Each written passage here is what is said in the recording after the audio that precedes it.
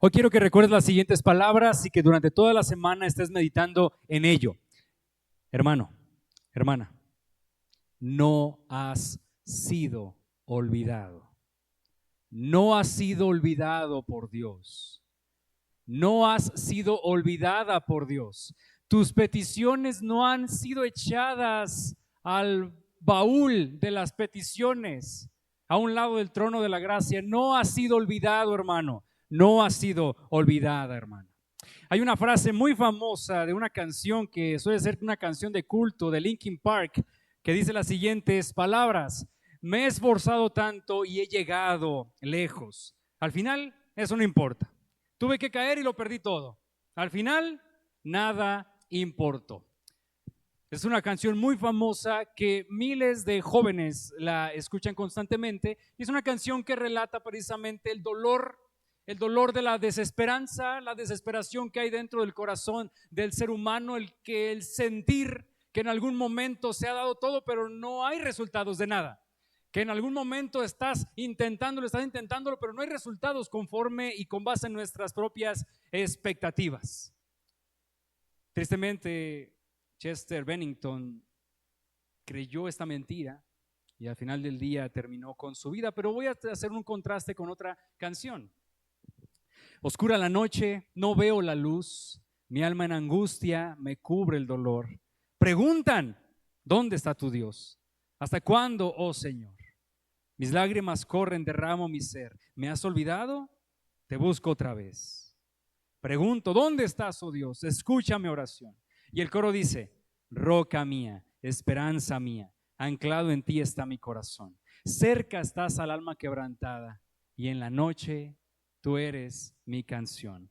En ti confío, no me moveré. Alma mía, espera en Dios. Hay una diferencia abismal en estas dos canciones. Las dos tienen desesperanza en el corazón, las dos tienen tristeza en el corazón, pero una de ellas tiene esperanza. Y la esperanza no está fundamentada en una esperanza que proviene del mismo ser humano, sino que está fundamentada en la roca fuerte, en la esperanza, donde encontramos, donde emana la esperanza, donde recordamos que todas aquellas cosas que pueden pasar para nosotros malas serán redimidas para nuestro propio bien en nuestra vida o más allá de nuestra vida. ¿Lo cree, hermano? El día de hoy damos por iniciadas las predicaciones navideñas. No parece, mis hermanos, pero ya vamos a entrar al periodo de predicaciones navideñas. Vamos a parar un poquito primera a los Corintios. Tenemos agendado ya las predicaciones de Navidad. Y el día de hoy vamos a comenzar a estudiar el primer tema y durante 4 domingos estaremos estudiando precisamente 4 temas de Navidad. Tampoco parece, hermanos, pero en 4 domingos, o sea, ya tenemos, está este y otros 3 domingos más. En 3 domingos más ya tenemos nuestra cena de Navidad. Así que vaya ahorrando, vaya diciendo: vamos a venir en la tardecita por un ponche bien rico, vamos a cenar aquí algo muy rico que estaremos haciendo también, vamos a pasarlas muy bien, vamos a romper piñatas y también los adultos. Así que, mis hermanos, ya son dentro de 4 domingos, ya el año se nos fue como agua entre los dedos. Bien, mis hermanos, antes de comenzar, antes de llegar al evento del nacimiento de Cristo y lo que esto significa, usted debe de saber lo siguiente. Vámonos todos juntos, mis hermanos, a la mentalidad del judío del primer siglo. Hermanos, el judío del primer siglo no había tenido voz profética de Dios. Las formas en que Dios se había manifestado ya no estaban visibles para ellos. Ya no había arca del pacto. Se la habían robado los babilonios y quién sabe dónde quedaron. Algunos piensan que Jeremías por allá la escondió en algún cerro, pero ya nunca más se volvió a encontrar el arca del pacto.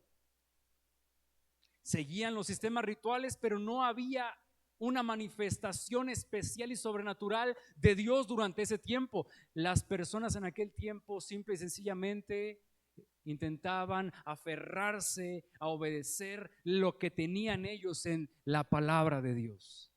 Dios había guardado silencio.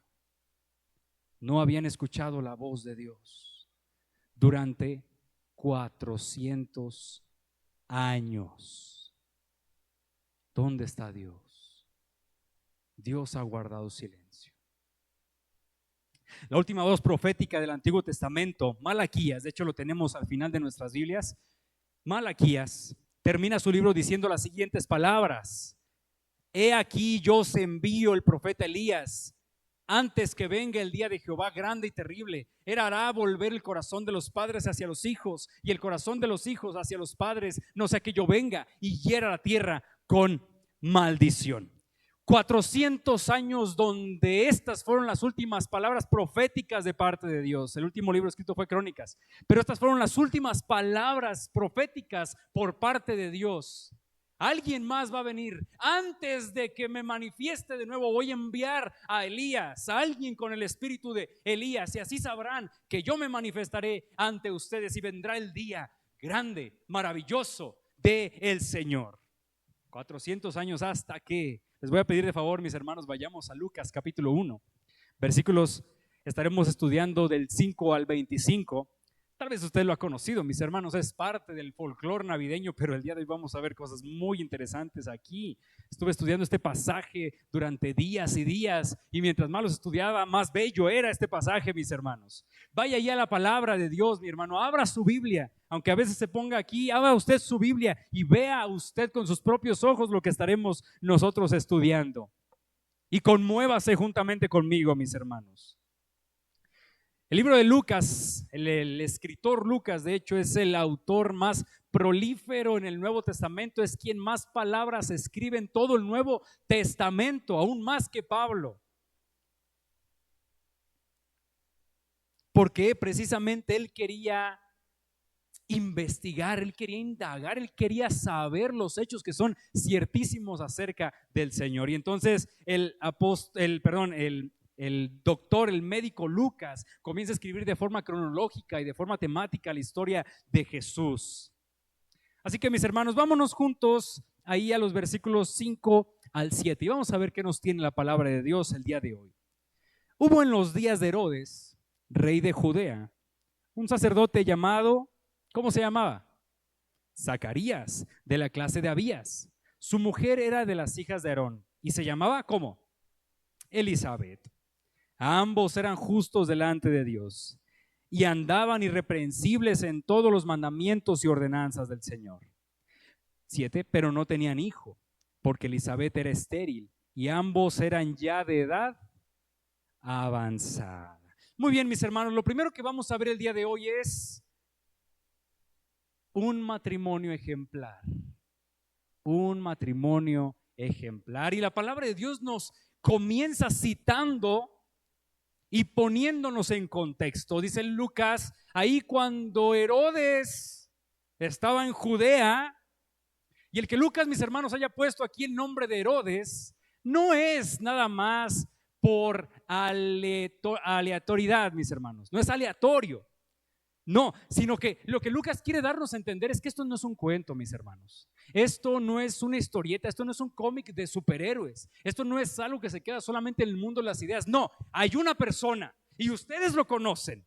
Ustedes receptores conocen acerca de Herodes el Grande. Es como si yo les dijera en estos tiempos, mis hermanos. ¿Ustedes conocen al presidente Enrique Peña Nieto? A ver, la gran mayoría de nosotros dirá, claro que sí. Y yo les podría preguntar, a ver, ¿qué tanto lo conocen? Estamos a 1 minuto, no menos. Como 5, muy bien. Sí lo conocen. Ahí les va otro. Tal vez ya no sea tanto de la chaviza. Ahí va el siguiente. Felipe Calderón. ¿Haya sido? Exactamente. ¿Quién no sabía terminar esa frase? A ver, levante la mano. Yo no sabía terminar esa frase, ¿eh? Bien, ahí va otro, mis hermanos. Este también es más actual. Abrazos, ¿no? Bien, mis hermanos, lo que Lucas quiere dar a entender es, hey, ¿se acuerdan de Herodes? ¿Se acuerdan de Herodes el Grande? Toda la arquitectura que Herodes el Grande hizo, todo lo que Herodes hizo por Judea y también lo loco que estaba y lo sanguinario que era, pero ¿se acuerdan de ellos? Bueno, en ese tiempo había un matrimonio y era un matrimonio, mis hermanos, común y corriente, alrededor de 75 años en promedio los dos. Entre 65 y 75 años lo fechan. Ya es un matrimonio grande, ¿verdad? O joven, ¿qué dice usted, hermano? Joven todavía. Ya es un matrimonio de edad avanzada, dice aquí. Y esto es muy importante en la historia, mis hermanos. Ahora, dice también el autor Lucas, este sacerdote, Zacarías, era de la clase de Abías. ¿Y por qué esto es importante? Miren, mis hermanos, todos los descendientes de Aarón, el hermano de Moisés, eran sacerdotes. Usted imagínese cuántos sacerdotes había para este tiempo. Eran muchos. Yo les voy a decir cuántos se contaban. Se contaban más de 20,000 sacerdotes para servir en el templo. Estaban divididos por 24 equipos, digámoslo así. Son 24 equipos y estos 24 equipos tienen, cada equipo tiene más de 1,000 personas dentro de ellos por equipo. Imagínense eso, mis hermanos. Cada equipo tenía un nombre. Uno de esos es, por ejemplo, Abías. Cada equipo tenía la oportunidad de servir 2 veces al año por una semana, mis hermanos. Solamente una semana, 2 veces al año. Imagínense, hermano. Es muy poco eso, entre 1,000 personas. Algunos de ellos ni siquiera servían en el templo, porque precisamente no les tocaba servir. No aparecían en las listas, no aparecían por suertes el que pudieran servir. Y cuando les tocaba, mis hermanos, era un honor enorme. Los sacerdotes de aquellos tiempos esperaban con ansias que apareciera su nombre y que pudieran servir al Señor en las diferentes actividades del templo. ¿Qué es lo que hacían? Bueno, hacían sacrificios, ofrecían ofrendas, quemaban incienso, hacían oraciones, en fin, hacían trabajo ministerial. Y después nos dice, no solamente había un varón, Zacarías, ya grandecito. ¿Alguien aquí por aquí tiene 65 años más o menos, 75 años? El hermano David, por ejemplo, 65 años más o menos, 75 años. Pues él tenía una esposa, se llamaba Elizabeth. Y dice aquí, Elizabeth de las hijas de Aarón. Esto es también un plus en el matrimonio. Era un matrimonio que conocía el ministerio, era un matrimonio que conocía lo que era el ser sacerdote. Es como si de repente el Josías se casara con otra hija, con una hija de otro pastor. Conocen lo que es el ministerio, conocen lo que hay en el ministerio, conocen los dolores del sufrimiento del ministerio. Lo conocen, de tal forma que ambos conocían precisamente lo que era el servir al Señor y deseaban en su corazón servir al Señor. Elizabeth significa mi Dios es un voto, por cierto. Y después, mis hermanos, viene la porción de las Escrituras, una porción de las Escrituras extremadamente bella, que si usted está casado, debería tener plasmada en alguna parte de su casa y en su mente y en su corazón. Dice el versículo 6, ambos eran justos delante de Dios y andaban, ¿qué dice, hermanos? Irreprensibles en todos los mandamientos y ordenanzas del Señor. ¡Wow! A ver, hermano, estamos hablando de 65 años. En aquellos tiempos las personas se casaban alrededor menos de los 20 años, andaban casando entre los 15 años más o menos. ¿Cuántos años le calcula que tuvieran de matrimonio? 30, 40, 45 años, casi 50 años de matrimonio o más.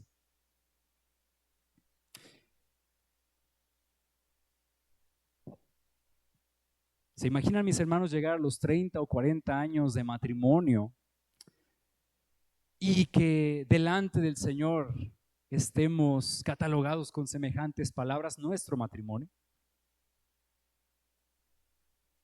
Yo le pregunto a usted, mis hermanos, ¿qué pensará Dios de cómo estamos llevando nuestros matrimonios? Hermanos, la frase que nosotros te estamos viendo aquí, la frase que el Espíritu del Señor nos está mostrando aquí y está saltando para nosotros el día de hoy, sobre todo si tú eres un matrimonio, es que ambos, tanto Zacarías como Elizabeth, cooperaban con la gracia de Dios para su santificación. Ambos constantemente estaban muriendo a su pecado para vivir para el Señor en justicia. Ambos estaban trabajando constantemente para perdonarse unos a otros. Ambos estaban trabajando constantemente con la gracia del Señor y cooperando para su santificación, para vencer el pecado que hay en su corazón, para vencer las inclinaciones pecaminosas que hay en su corazón. Y por eso la palabra del Señor, miren nada más qué frase, mi hermano. O sea, fíjense, justo, irreprensible en los mandamientos y ordenanzas del Señor. Son una y otra vez que nos dice la palabra del Señor. Es reiterativa la forma en que ellos estaban viviendo su matrimonio. Ella siendo una mujer virtuosa, él siendo un varón digno de confianza, ella siendo una mujer sumisa, él siendo un líder amoroso. Durante más de 40 años o 50 años, se casaron muy jóvenes, mis hermanos, no nos dice la Biblia. ¿Se imaginan llegar a estos años y que de parte del Señor se nos digan estas semejantes palabras, mis hermanos? Así que matrimonios, aquí es de lo siguiente.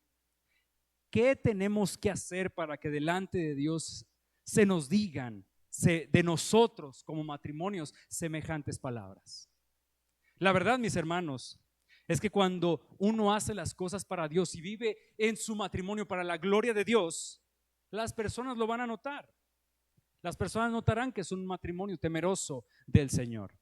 Se cree que Lucas escribió estas porciones con memorias de María, la madre de Dios, la madre de nuestro Señor Jesucristo, la Teotocos. Entonces Lucas escribe y María le dice, es que ellos así son, así eran, irreprensibles. Mis hermanos, los buenos matrimonios no vienen en automático. Los buenos matrimonios se forjan en el crisol, se forjan en la fragua, se forjan entre el fuego, entre las brasas, a miles de grados centígrados. No viene de echarse a dormir y rascarse la pancita y ya vamos a tener buenos matrimonios. No, hermanos. Se forja con trabajo, se forja con respeto, se forja con amor, se forja con cariño, se forja con aprecio, se forja con alabanza de ambos. Se forja no siendo víctimas de su cónyuge, se forja siendo partícipes de la gracia del Señor para su santificación, mis hermanos. Es un trabajo en conjunto, pero también es un trabajo personal para sus matrimonios. Matrimonios que están aquí el día de hoy y que están aquí presentes. Miren, hermanos, como pastor yo me doy por bien servido que cada matrimonio tenga un solo día donde puedan salir solitos como novios, dejen allá a los chiquillos, a los abuelos en una guardería, donde sea, hermanos, pero salgan, váyanse al cafecito La Lucha, váyanse por unos taquitos, si es muy cara la lucha, váyanse por unos taquitos por ahí a la esquina, 10, 15 pesitos cada taco, un poquito más. Váyanse por unas pizzas, yo qué sé, hermanos, pero váyanse juntos, salgan juntos, platiquen juntos, esfuércense por tener un día para ustedes, hagan planes para el futuro ahí mientras estamos. Que hermanos, que cuando salgan ustedes no sean un par de desconocidos que están ahí frente a la mesa, así como, está bueno el café, ¿verdad? No, hermanos, no, nada de eso. Que ustedes puedan platicar. Pastor, es que no sé de qué platicar con mi esposa. Pues hermano, mándenme un mensajito, yo le paso algunas preguntas que puede platicar, precisamente para preguntas que puedan ustedes profundizar con su cónyuge. ¿No saben qué practicar? Bueno, platiquen de las finanzas. Es que siempre nos peleamos en las finanzas, pastor. Pues hermanos, yo que se platiquen, hablen. ¿Qué les ha enseñado el Señor? ¿Qué les ha mostrado el Señor durante la semana, durante el mes, durante el año? Hermanos, yo me doy por bien servidos que ustedes salgan una sola vez a la semana para ustedes. Hagan planes para el futuro, sigan conociéndose, revisen sus finanzas, revisen su área íntima, hagan proyectos. Hagan remembranza, recuerden el pasado, sobre todo si ya llevan 5, 10, 15, 20 años. Hagan nuevos recuerdos, planeen unas vacaciones. Pero una vez a la semana, háganme feliz, mis hermanos, por favor, salgan una vez a la semana. Miren, hermanos, para un buen matrimonio se requiere trabajo. Y un matrimonio que no está bien requiere trabajar más, pero requiere trabajo. No va a venir todo al azar. No va a venir si usted se echa a dormir. No va a venir si no presta atención a su cónyuge. Tiene que trabajar. Usted como varón, ser el líder de su familia, orar por su familia. Usted como mujer, ser la mujer virtuosa para su familia. Es necesario trabajar. No vale la pena estar disgustados, hermanos. No vale la pena negarse uno a otro su compañía, su aprecio, su servicio, su afecto. Perdónense. Es por su bien, mis hermanos. Perdónense. Den y acepten. Acéptense. Para ninguno de los dos es beneficioso estar peleados. Busquen al Señor juntos, oren juntos, lean juntos, platiquen de su día juntos. Si son más jóvenes, envíense memes, envíense TikToks, yo que sé, ríanse juntos. Yo sí le envío TikToks a mi esposa. A veces no se ríe, yo sí estoy risa. Ella no se ríe, caray. O a veces ella me manda a mí unas cosas también. Yo soy más simple, yo me río con todo. Ríanse juntos, aviéntense ahí una palabra edificante. Recuérdense cuánto se aman, mis hermanos, para que precisamente, miren, para que ambos trabajen juntos en su santificación. Envíense palabritas lindas, hermanos, no tengan vergüenza de hablar cuánto se desean entre ambos. Envíense selfies, mira, estoy bien guapa el día de hoy, mira, estoy bien guapo el día de hoy, ahí te va. Ahí con la saliva por un lado, pero no importa, mis hermanos, envíesela. Pero sobre todo, hermanos, no olviden lo siguiente. Ha hecho un pacto con Dios en su corazón. Ha hecho usted como matrimonio, ha tenido un pacto con Dios. De tal forma que cuide mucho su corazón. Han hecho pacto y a los adúlteros y a los fornicarios Dios los va a juzgar, Hebreos 13.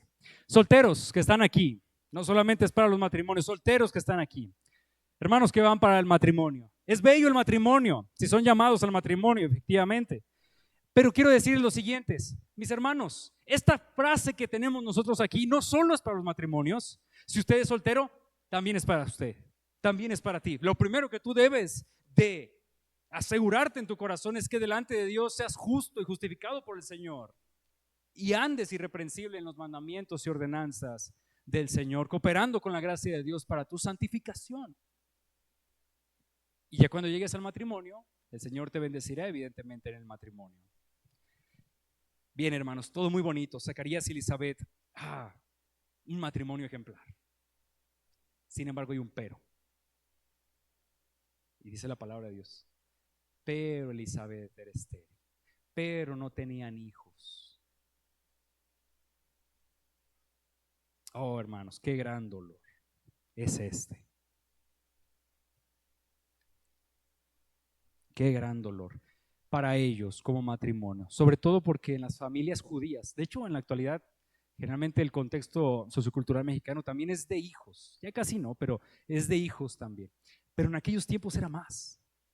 Era un gran dolor para una familia que no pudieran tener hijos. Ellos tenían muchos hijos, porque precisamente veían la bendición de Dios con los hijos. Y dice aquí la palabra de Dios, pero no tenían hijos. ¿Cuántos años tenían mis hermanos Elizabeth más o menos y Zacarías? Arriba de 60 años, 65 años.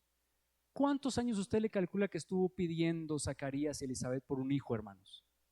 Al menos en la edad fértil de Elizabeth. 30, 40 años, depende de los años en que se casó. Y no llegó. No llegó. Dice la palabra de Dios, no tenían hijos. Les voy a decir algo, mis hermanos. Esto es punto para Zacarías. Más puntos para Zacarías. Pero les voy a decir por qué. Porque en aquellos tiempos, un varón, si su esposa era estéril, podía divorciarse de ella e ir con otra mujer que pudiera tener y darle descendencia. Y tener descendencia. Pero Zacarías no lo hizo. Zacarías se mantuvo fiel a la mujer de su pacto. Y no lo hizo. Y no importó que no tuvieran descendencia. No importó que las personas a su alrededor los estigmatizaran, o sea, los vieran por encima del hombro. Pues yo tengo mis pachoncitos por aquí, pero de seguro algo hiciste, de seguro algo hicieron. Y Dios no los está bendiciendo de esa forma. Pero mis hermanos, miren, y estas son de las cosas que más me conmovieron durante la semana que estuve haciendo el estudio. Las circunstancias que nosotros pudiéramos ver adversas en nuestra vida, créanme, hermanos, con paciencia, y verán cómo Dios las redime para nuestro bien. Vamos a los versículos 8 al 13, que esta historia no se ha terminado para nada. Aconteció que ejerciendo Zacarías el sacerdocio delante de Dios, según el orden de su clase, conforme a la costumbre del sacerdocio, le tocó en suerte ofrecer el incienso, entrando en el santuario del Señor. Y toda la multitud del pueblo estaba afuera orando a la hora del incienso. Y se le apareció un ángel del Señor puesto en pie a la derecha del altar del incienso. Y se turbó Zacarías al verle y le sobrecogió temor. Pero el ángel le dijo: Zacarías, no temas, porque tu oración ha sido oída, y tu mujer Elizabeth te dará a luz un hijo, y llamarás su nombre Juan. Ay, caray, esto es lo segundo que vamos a ver, mis hermanos. Y yo les voy a preguntar lo siguiente: ¿suerte? Les voy a preguntar, hermanos, esto: ¿suerte? Miren, hermanos, cómo nos está poniendo en contexto la palabra de Dios. Le tocaba al equipo de Zacarías, o sea, los sacerdotes de Abías, le tocaba en ese momento. Tenemos un matrimonio que por la soberanía de Dios no tuvieron un matrimonio, y después echaron literalmente suertes para ver quién iba a entrar a la hora del incienso. O sea, literalmente entre varios dijeron: a ver, vamos a ver quién aparece el nombre, a ver quién aparece el nombre para que vaya a hacer el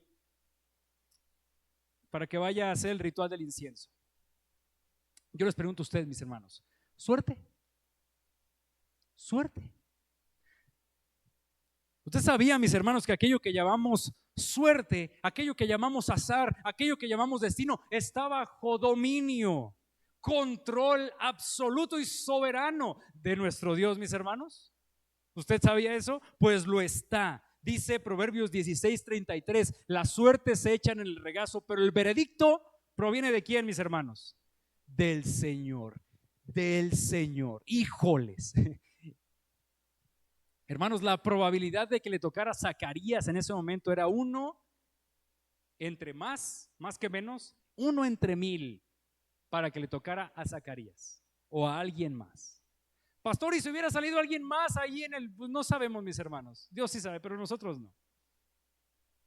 Mis hermanos, todo lo bueno que nos ha llegado a pasar proviene de Dios, y aquello que nuestros ojos pudieran ver que es algo malo, mis amados hermanos, Dios lo tornará para su bien.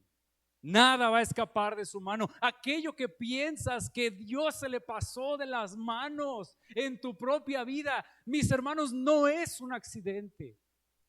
Dios lo va a restaurar para tu propio bien. Dios lo va a hacer. Hoy no lo vas a ver, y tal vez en unos años tampoco no lo vayas a ver, ni en 30 años lo vayas a ver, ni siquiera tal vez en tu vida lo puedas ver, pero en un futuro, ya en la eternidad, vas a ver cómo Dios estuvo obrando por tu bien, por el bien de su iglesia, por el bien de tu familia, por el bien tuyo. Nada escapa de su mano, mis hermanos. Y yo te digo, qué maravilloso es nuestro Dios, el Dios que nosotros adoramos. Bien, mis hermanos, ofrecer incienso, usted debe saber que era la parte más solemne del ritual. El sacerdote tenía que entrar con 2 asistentes. Entonces hagan de cuenta, aquí está el sacerdote, hay 2 personas, un asistente traía carbones encendidos, otro asistente tenía incienso en un incensario, y estaba el sacerdote principal. El sacerdote que iba a hacer ese ritual era el más importante. Iba a llegar adentro del templo, iba a orar. ¿Podrías poner el siguiente? Creo que es el del templo.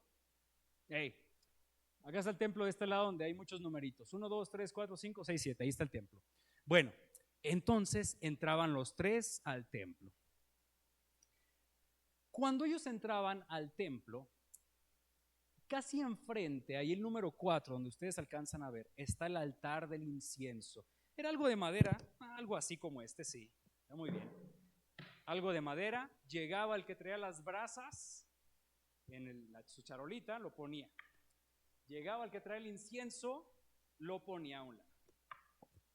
Se iban ellos. Después el sacerdote se presentaba, se acercaba y era el momento más solemne que había en ese momento. ¿Qué es lo que hacía? Vaciaba los carbones y después vaciaba el incienso y se hacía, mis hermanos, una nube grande de humito blanco y fragancia. En ese momento el sacerdote lo que hacía era agradecer a Dios por todo lo que había sucedido durante ese tiempo y pedía por la paz de Israel. Pues hasta ahorita, mis hermanos, todo normal. Los sacerdotes estaban en el lugar de los sacerdotes, ahí donde dice patio de los sacerdotes. Los hombres y mujeres estaban acá de este lado, dice patio de mujeres, y los gentiles estaban fuera del patio de la hermosa. Todos estaban esperando porque después el sacerdote tenía que salir y tenía que hacer la bendición arónica. Señor te bendiga y te guarde. Bueno, dice el Evangelio de Juan que las personas esperaron y esperaron y siguieron esperando, y aquello que tardaba 10 minutos como mucho ya se llevó más tiempo. Y pues, ¿qué está pasando? Porque no está saliendo de aquí Zacarías. Hermanos, que su corazón se encienda ante semejante cosa que nosotros estamos viendo aquí. Fíjense lo que dice.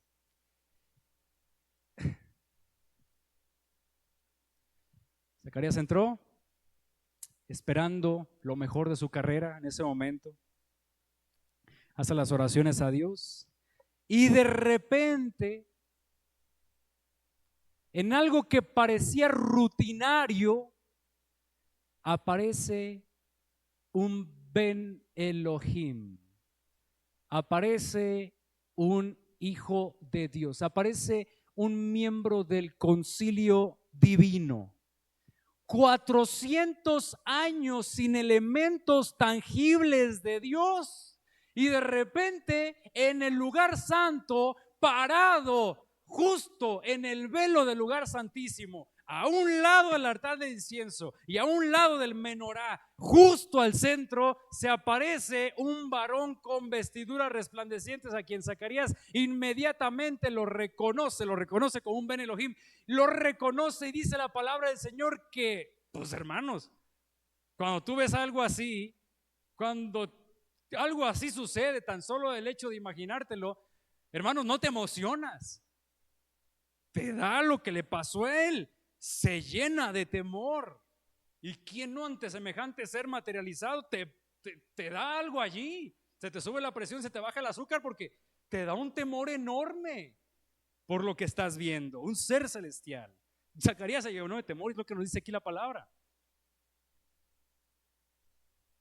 Hermanos, los ángeles es un término muy genérico. Los Ben Elohim de Dios están entre nosotros, no se ven, nos cuidan, como dice Hebreos, de hecho, buscan nuestro propio bien, están allí para protegernos también, pero no los vemos. Y si se llegan a materializarse es por un propósito divino, como es el caso de Zacarías.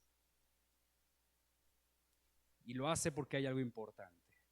Y ante lo desconocido, lo nuevo, mis hermanos, lo primero que hace el ángel es decirle su nombre: Zacarías. Ah, pastor, pues así se llamaba. Pues claro que se llamaba, pero no es por eso, hermanos. Te voy a decir lo siguiente, y grábatelo también. Como cristianos, el cielo y el infierno conocen tu nombre. El cielo y el infierno conocen tu nombre. Saben cuán valioso has sido, en un sentido, en el servicio al Señor.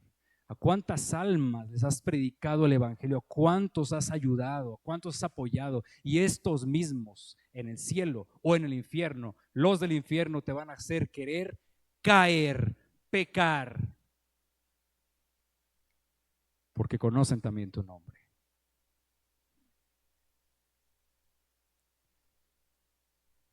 Zacarías le dice: este varón justo es conocido por el cielo. No temas, le dice el ángel. Y fíjense lo que le dice, mis hermanos. Esto es muy interesante.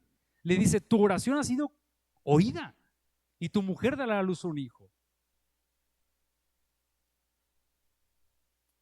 A ver, ¿cuál oración, hermanos? El sacerdote tenía que entrar al santuario a orar por Israel. Miren, hermanos, por lo que veo en la estructura gramatical y por lo que los estudiosos del tema comentan, es que a los 65 años todavía, Zacarías sí oró por Israel, pero Zacarías también, dentro de su corazón, siguió orando por la posibilidad de que Dios le diera un hijo. Y de repente se le aparece el ángel y de repente se llena de temor este hombre. Así que, ¿cuál oración? Estas dos, mis hermanos, sin ningún inconveniente. De hecho, lo que va a suceder después es para el bien de Israel y es para el bien de Zacarías, evidentemente.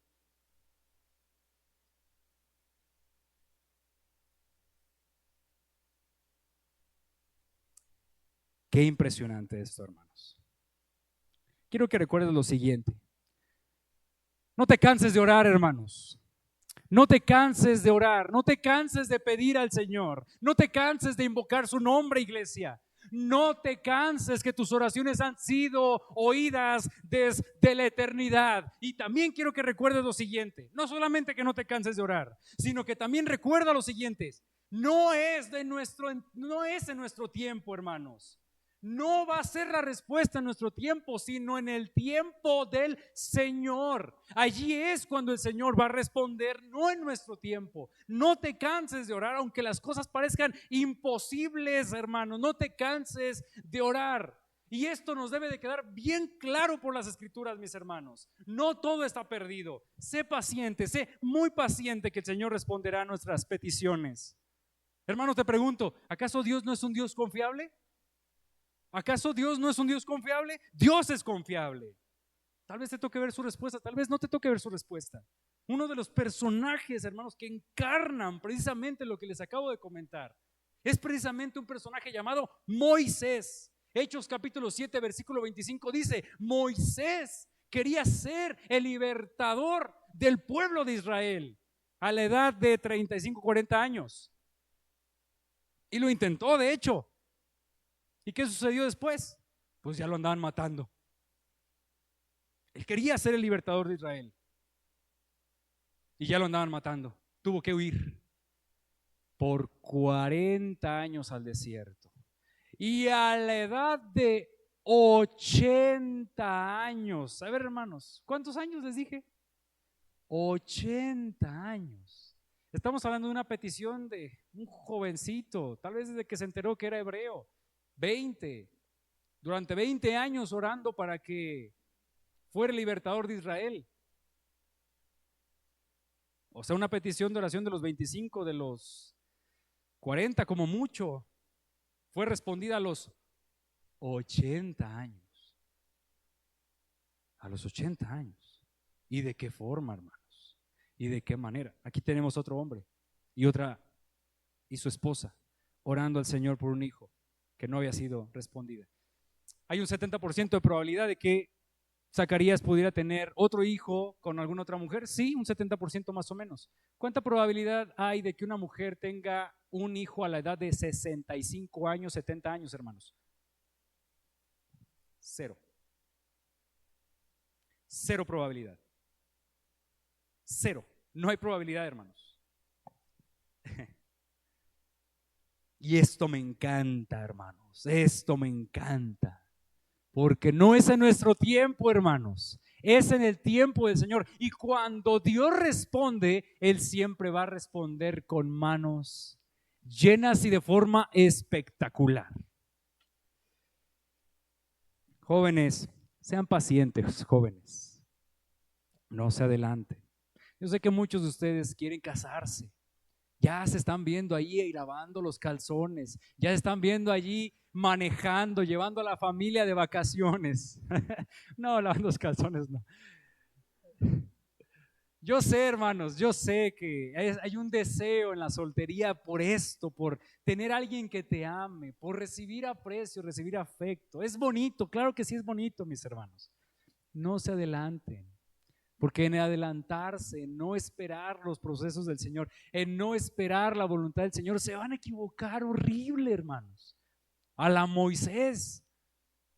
Esperen el tiempo del Señor. Miren, hermanos, ahora en la semana apareció que César Vidal, de 67 años, César Vidal, el famoso predicador, filósofo, historiador, conferencista, a la edad de 67 años, se casó. Él ya pelón, ya no tiene, ya miren, hermanos, ya ni cabello tiene el hermano. Nomás así como de San Agustín, Santo Tomás de Aquino, así de los lados.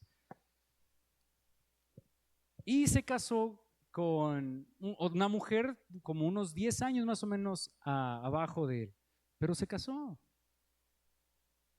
Conocemos el caso de Nancy DeMoss, de Nancy DeMoss, de Aviva Nuestros Corazones.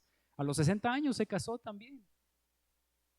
Yo sé que son muy extremos, hermanos, pero el punto aquí es que esperen el tiempo del Señor. Y cuando el Señor lo pone, adelante. Y cuando ustedes firman, hermanos, es la voluntad de Dios que estén casados. Adelantarse trae consecuencias, como lo van a ver. Vamos a los versículos 14 al 17. Y tendrás gozo y alegría, y muchos se regocijarán de su nacimiento, porque será grande delante de Dios. No beberá vino ni sidra, y será lleno del Espíritu Santo, aún desde el vientre de su madre. Y hará que muchos de los hijos de Israel se conviertan al Señor Dios de ellos, e irá delante de él con el espíritu y el poder de Elías, para hacer volver los corazones de los padres a los hijos, y de los rebeldes a la prudencia de los justos, para preparar al Señor un pueblo bien dispuesto. Y esa es la tercera que vemos el día de hoy, Juan el Bautista. Hermanos, ahí les va una pregunta bien interesante. Usted dígame, ¿quién lo que cree? Los historiadores del primer siglo, ¿a quién creen ustedes que nombraron más? ¿A Jesús o a Juan el Bautista? Los historiadores del primer siglo, que no eran cristianos, ¿a quién creen ustedes que nombraron más? ¿A Jesús o a Juan el Bautista? Son dos opciones nada más. Yo les voy a decir quién. Cualquiera de nosotros pensaríamos, oye, la figura más importante y que ha partido la historia entonces Jesús. Intuyo que es el personaje que más se nombró. La respuesta es no, hermanos. Los historiadores del primer siglo tienen más referencias de Juan el Bautista que del mismo Jesús. ¿Por qué razón, mis hermanos? Porque la voz profética de Dios volvió a Jerusalén, y la forma en la que volvió, hermanos, fue de tal forma y de tal manera que le voló la cabeza a todos los judíos. ¿Por qué razón? Porque Juan el Bautista se paró y dijo: arrepiéntanse, ustedes no están limpios, tienen que ser convertidos al Señor, tienen que arrepentirse porque ya viene el Rey, y para eso tienen que bautizarse. Y los judíos, ¿qué? ¿Yo bautizarme? Yo soy hijo de Abraham, linaje de David. Yo soy hijo de Abraham. ¿Por qué me voy a bautizar si no estoy sucio? Que se bauticen los cochinos goyim, que se bauticen los cochinos gentiles que no son de la nación de Israel. ¿Yo? Pues, hermanos, la predicación de Juan el Bautista y la forma en que el Espíritu del Señor trabajó en él fue de tal manera que movió a miles de personas al arrepentimiento y a la limpieza ritual, de tal forma que el mismo Señor Jesucristo se bautizó por una razón particular, porque Juan fue el último profeta del antiguo pacto y del Antiguo Testamento.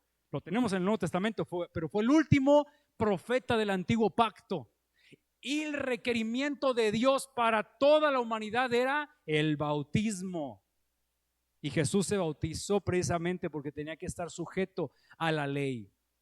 Hermanos, Juan el Bautista predicó de tal forma y su vida fue tan impactante que por allá, después de la pasión de Cristo, de la resurrección y de la ascensión de Cristo, por allá miles de kilómetros de Judea, allá en una sinagoga de Éfeso, había un predicador, un perfecto, excelente predicador llamado Apolos. ¿Qué adivina usted que estaba predicando?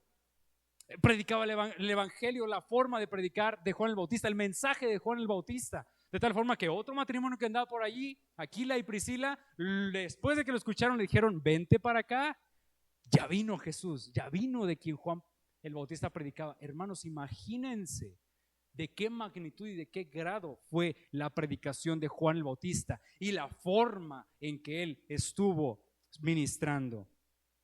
Dice aquí la palabra que Juan el Bautista sería lleno del Espíritu Santo. De nadie antes de Juan el Bautista se nos hablaba que había sido lleno del Espíritu Santo. Pero ¿saben de quién sí se nos habla? Que serán llenos del Espíritu Santo aquellos que están en Cristo y que se lo pidan. Y dice aquí también: será grande delante de Dios. Hermanos, hermanas, jamás valdrá la pena desperdiciar nuestra vida en cosas que no son para el reino de los cielos.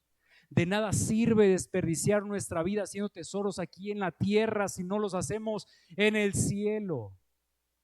Te pregunto, hermanos, ¿tú quieres ser un grande delante de Dios? Te pregunto, hermano, ¿tú quieres ser un grande delante de Dios? Eso no significa que tienes que predicar, estar acá encima de un púlpito. No, hermano. Llénate del Espíritu Santo. ¿Quieres ser un grande delante de Dios? Ve a tu casa y sé buen esposo. Ve a tu casa y sé una buena esposa. Ve a tu casa y sé un buen hijo. Ve a tu casa y sirve allí a las personas que están a tu alrededor, a tus tíos, a tus primos. Ven a la iglesia y sirve a tus hermanos. Ven aquí a la iglesia y pega tabique. Ven aquí a la iglesia y trae despensa. Comparte el evangelio. Sé honrado en tu trabajo. ¿Quieres ser uno de los grandes en el reino de los cielos? Sé honrado en tu trabajo. Haz las cosas para la gloria del Señor.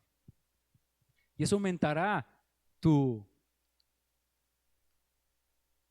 divisas en la chequera del banco de la fe.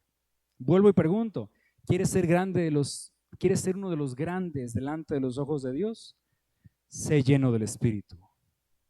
Sé lleno del Espíritu. Juan tendría un propósito que se nos narra en los versículos 16 y 17. Y yo te pregunto, hermanos, ¿dónde hemos escuchado estas palabras? Y hará que muchos de los hijos se conviertan al Señor, e irá delante del Espíritu y el poder de Elías para hacer volver los corazones de los padres a los hijos. Le pregunto, hermano, ¿dónde lo hemos escuchado? Esto lo vemos en Lucas. ¿Dónde hemos escuchado estas palabras que les dijo el ángel a Zacarías? Les voy a decir en dónde. En Malaquías. Lo primero que leímos de Malaquías es precisamente esas palabras que le dijo el ángel. Un poco, hermanos, el ángel está diciendo: Zacarías, tu hijo Zacarías será aquel a quien se profetizó en Malaquías. Él va a tener el espíritu de Elías, el gran profeta del Antiguo Testamento. Y su predicación será tal que va a unir a las familias, que los rebeldes dejarán su rebeldía, que los injustos correrán hacia la justicia.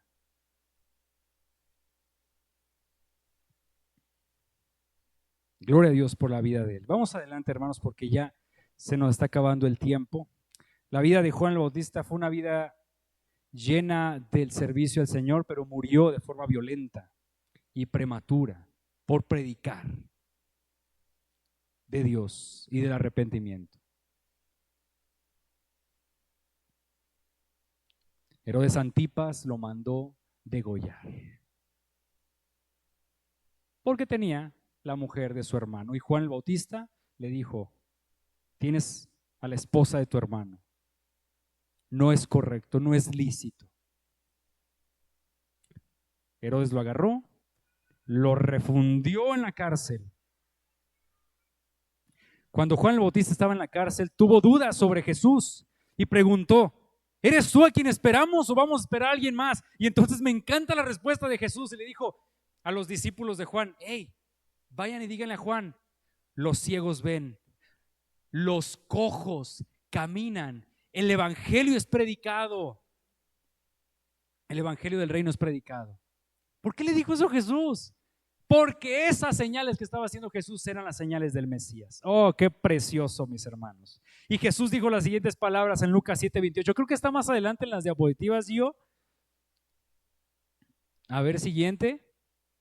Ahí está, Lucas 7:28. Dijo estas palabras Jesús acerca de Juan: les digo que entre los mortales no ha habido nadie más grande que Juan. Sin embargo, el más pequeño en el reino de Dios es más grande que él. Y uno dice: ¿qué? ¿Usted es pequeño en el reino de los cielos? Sí. Y respondemos: ¿somos más grandes que Juan?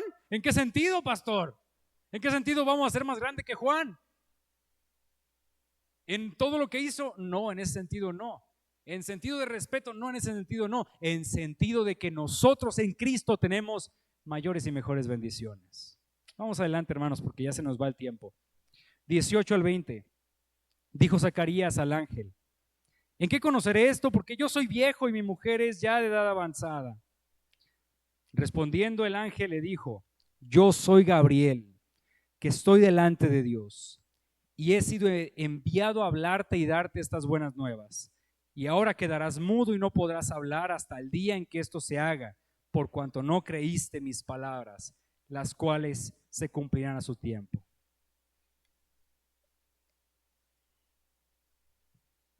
Hermano, Zacarías fue incrédulo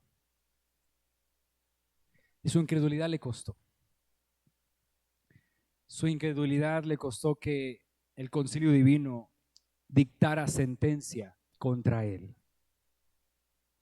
Cuidado con la incredulidad, hermanos. ¿Dios va a cumplir sus promesas? Sí. ¿Saben por qué? Porque Él es Dios y porque Él es fiel. Pero cuidado con la incredulidad, porque Dios sigue disciplinando a sus hijos. Hermanos, en medio de todo esto hay una metanarrativa demasiado interesante. Y es la declaración de guerra del concilio divino. Ustedes notan, dice: yo soy Gabriel. Hermanos, Gabriel no es la primera vez que aparece en las escrituras. A Gabriel ya lo habíamos visto en Daniel. A Gabriel ya lo habíamos visto interpretando las visiones que Dios le había dado a Daniel. ¿Por qué le estoy diciendo todo esto, mis hermanos? Dice la palabra de Dios: yo soy Gabriel.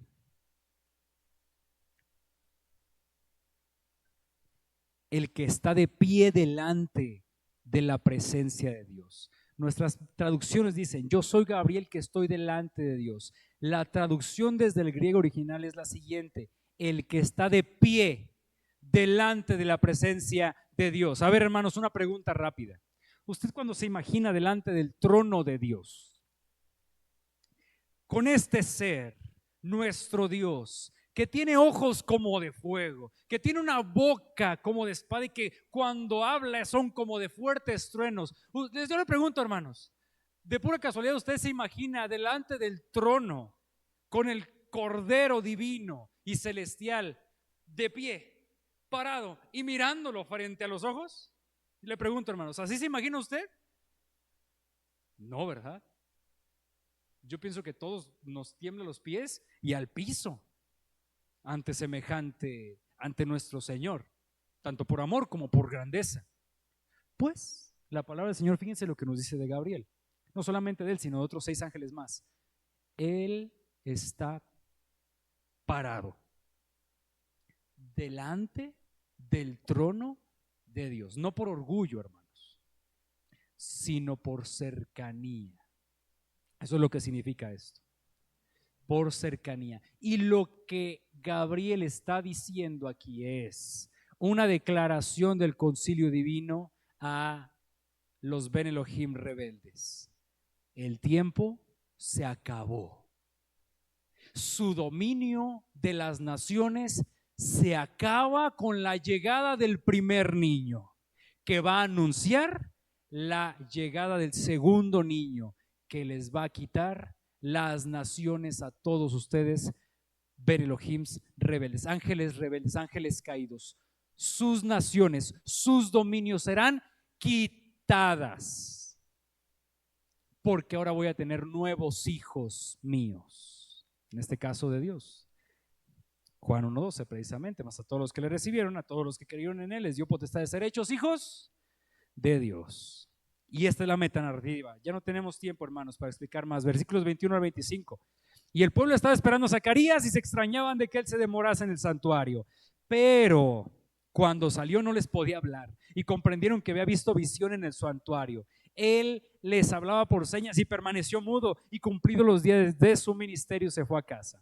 Después de aquellos días concibió su mujer Elizabeth y se recluyó en casa por 5 meses diciendo: así ha hecho conmigo el Señor en los días en que se dignó a quitar mi afrenta entre los hombres.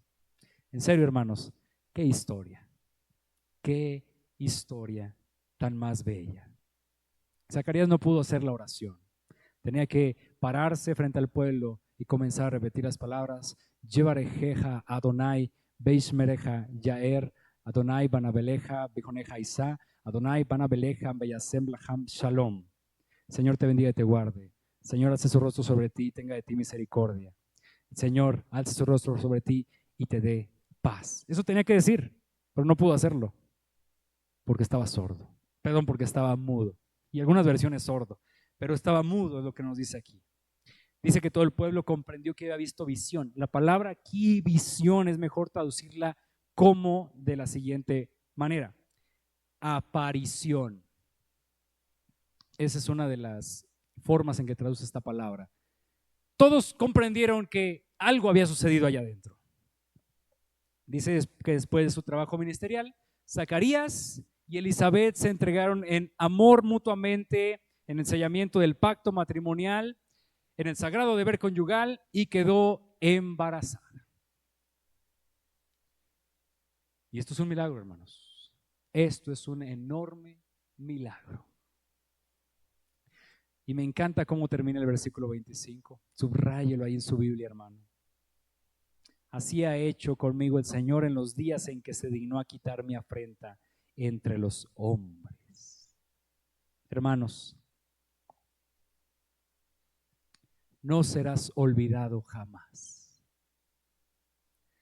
No serás olvidado jamás. Si eres su hijo, nunca serás olvidado. Nunca serás olvidado. Yo lo he visto en mi vida, estoy seguro que lo has visto en tu vida. Si tienes una petición que has dado al Señor constantemente en ruego una y otra vez y no la ves cumplida en tu vida, recuerda estas historias. Pastor, 40 años. Sí, 60 si quieres incluso. Gloria a Dios que te da más vida. Pero Él obrará. Él obrará. Así como la predicación de Juan el Bautista, mis hermanos, fue para preparar la llegada del corazón de las personas para el Mesías, que esta predicación sea un recordatorio, porque mañana empieza Adviento y es temporada de que tu corazón lo pongas para el Señor. Pastor, pero Adviento es de los católicos. No, hermanos, protestantes, católicos, anglicanos, alrededor de la historia de la iglesia, sobre todo en esta temporada, han comenzado a guardar su corazón con alabanzas, con ayunos, con lecturas de la palabra de Dios, con ofrendas, con servicio al Señor, con servicio a los pobres, a través de este tiempo hasta el día 25. Hermano, ¿qué te lleva el Señor a hacer? ¿Qué te lleva el Señor a tener? Claro, todo el año hay que guardar el corazón, claro que sí, pero esta temporada nos da para que durante estos 24 días que se vienen, pongas en tu corazón: quiero conocer más al Señor, quiero tener mínimo un día de ayuno, quiero aprender más del Señor. Y si quieres algún devocional de Adviento, acércate conmigo, yo te lo paso. Vamos a orar, mis hermanos, cerramos nuestros ojos. Te damos tantas gracias, Señor, por su bendición. Gracias, Señor, por esta palabra que nos das. Qué precioso recordatorio, mi Señor, de que no nos has olvidado, de que no estamos solos, de que escuchas nuestras peticiones, mi Dios, de que ves por nuestro bien y por nosotros, y que verás por el bien de tu iglesia también, mi Señor. Gracias, mi Dios, porque en medio de lo improbable como lo era el nacimiento de Juan el Bautista con unos padres ya ancianos, usted obró de lo imposible para nosotros. Esto fue posible para ti, Señor. Y fue una señal marcada para todo Israel, para toda Jerusalén y para nosotros, de que una estéril puede concebir. Y concibió. Y veremos otra señal que es aún más improbable, mi Señor. Pero aquí vemos tu poder, mi Dios. Pero también vemos tu corazón. Nuestras oraciones no son pasadas por alto. Y te damos gracias por eso, Señor. Gracias por eso. Gracias, Señor, por ello. Danos paciencia, mi Señor. Si nos habremos adelantado, mi Padre, de tiempo, mi Dios, sabemos que en algún momento usted trabajará, mi Dios. Y así como Moisés, mi Señor, obrará para ver respondida nuestra petición. Te lo pedimos en el nombre de Jesús, que llene nuestros corazones. Amén.